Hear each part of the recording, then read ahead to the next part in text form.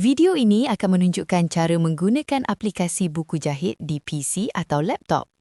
Di halaman download, klik butang buku jahit for PC and laptop untuk memuat turun. Pergi ke folder di mana zip file buku jahit yang dimuat turun tadi disimpan. Kemudian, klik kanan butang mouse pada file tersebut dan pilih Extract All dan butang Extract. Sekiranya anda telah pernah membuat instalasi sebelum ini, satu tertingkap pengesahan untuk replace file akan ditanyakan.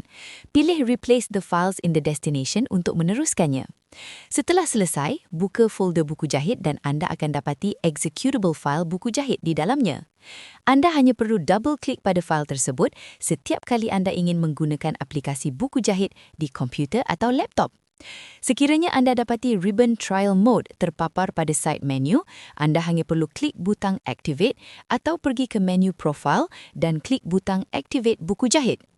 Sekiranya anda telah pernah membuat pembelian lesen sebelum ini, klik butang Sign in with Google untuk activate.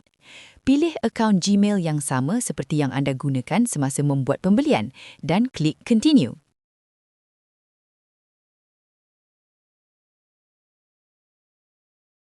Anda akan dapati ribbon trial mode tadi telah hilang setelah ia terpaut dengan lesen yang sah. Klik pada butang pautan Google Drive.